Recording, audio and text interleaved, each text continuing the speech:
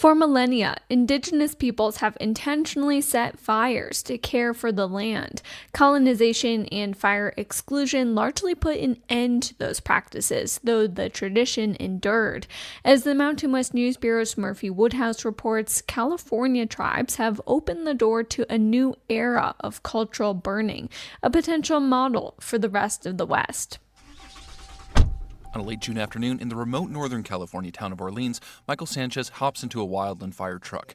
He's the prescribed fire and fuel specialist for the Karuk Tribe and helps organize their cultural burns, including those in his neighborhood that day. And yeah, one of the burns is my house, so I've been kind of taking the main lead on preparing that. You got some interest in that burn? I do, yeah. While small, they represent a major step forward in the tribe's long-standing effort to promote cultural burning. It's the fruit of years of advocacy and collaboration with federal agencies and nonprofits to bring down barriers to putting good fire on the ground. In 2022, the state established a claims fund for when fires set by landowners and tribes cause damage, reducing financial risk for burners and the public. Then last fall, Senate Bill 310 was unanimously approved. It allows tribes to enter into agreements with the state and bypass regulatory requirements to burn. Karuk leaders called it a chance to atone for efforts to stamp out burning well into the 20th century. Sanchez says 310 has made burning much simpler. We pass an orange sign notifying drivers of the cultural burn.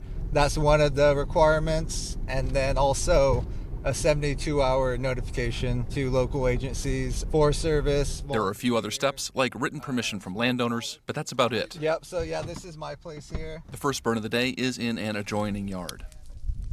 Using lighters, a Karuk trio sets the dry grass and leaves ablaze, checking it with a simple hose. Bill Tripp, the tribe's natural resources director, says the fires help protect homes. Well, today we're just trying to get rid of this stuff that's going to catch an ember and start a spot fire in the summer. Bill was taught to burn as a young boy by his great-grandmother, bearer of a time immemorial tradition of using fire for ceremonies and the care of key animal and plant species, like hazel used for basketry.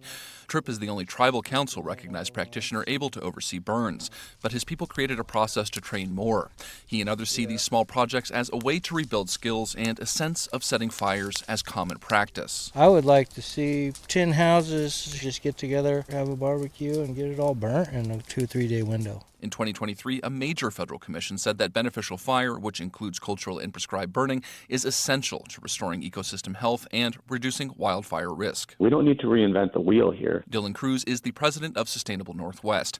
Inspired by reforms in California, the nonprofit helped push for a claims fund in Washington and Oregon. While rare, intentional burns can escape control and cause significant harm. We want to do more cultural burning, but the biggest limiting factor or concerns is around liability issues. He encourages other Western states to work with tribal nations to remove barriers to cultural burning. In a grass field on the outskirts of Orleans, a small team is burning a strip of black around the edge. Once we get a black line around it, then we can let it rip. That's Bill's brother, Jacob Tripp. Trailing behind the slow-marching flames, a group of teenagers, seasonal workers for the Natural Resources Department, sprays the edges with bladder bags. Think water guns attached to water-filled backpacks.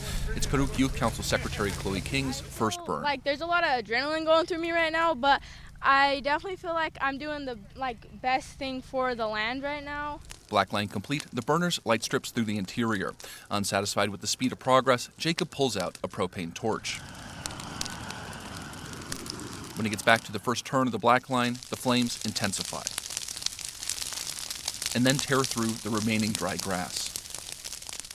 Boxed in by black, the flames quickly diminish. This is awesome. That was crazy. Chloe has caught the firebug. Here's Bill. The really important part of our Karuk educational process is to make sure that we're putting fire in the hands of our children at a young age and teaching them how to be responsible with it. Just like his great-grandmother did with him. For the Mountain West News Bureau, I'm Murphy Woodhouse.